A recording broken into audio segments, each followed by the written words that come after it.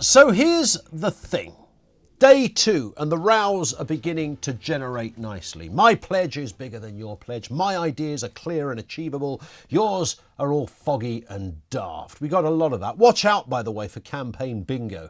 There's going to be a lot of that going on. Phrases like fully costed and rebuild Britain will be popping up more regularly than Paula Vennel's in a confession box. Today, Rishi Sunak wrote a piece for The Telegraph where he said that Labour would make the country insecure in every way. Stick with me, he says. Meanwhile, Keir Starmer has been facing questions as to why he won't debate face-to-face on live TV with Rishi Sunak on a weekly basis. He's agreed to do 2.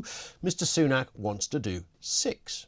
I mean, the simple answer to that is that Starmer has more to lose. And it's an interesting kind of turnaround, this one, because it's usually the Prime Minister of the day who shuns away from the televised leaders' debate. But here it's the leader of the opposition. He's riding high in the polls. He doesn't want to walk that tightrope of scrutiny in front of 10 million people every single week on the TV. So he's kind of swerving it a tad. So with that in mind, I want to focus a bit more specifically, because there's going to be so many debates around this flipping election, July the 4th, not long to go. Why do you not trust Labour to run the show? I mean, I could easily ask why, or ask a Labour supporter why you do trust Labour. I'm sure we will find a real-life socialist to speak to later in the show. But why would you not trust Labour? What is it when you look at, if you've been a lifelong Conservative, for example, if you're listening to this and you're thinking of Reform UK, law of averages, people listening to this now will be looking at the Lib Dems. Yeah, we're still trying to track those pesky what's-its down. The Lib Dems, where are they? They're hiding somewhere. We'll fish a few out before July the 4th. There might be a Green Party supporter listening to this right now.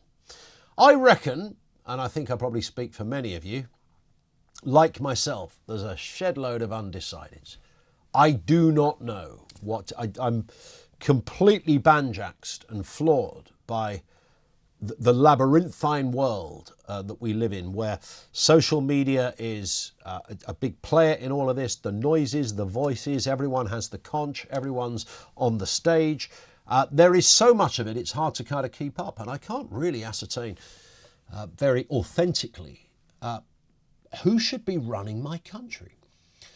But specifically Labour, for the purposes of this, why would you not trust Labour to run the country? And what's the thinking behind that? Because let's fess up here. I mean, there's a cigarette paper between the two main parties, right? I mean, there's a veneer of gloss gets lobbed onto the manifestos, which purports to show a difference. But how big is that difference really? So Starmer 20 points ahead. I don't know how that's happened, but it has. What's the reason for being suspicious over Labour in particular?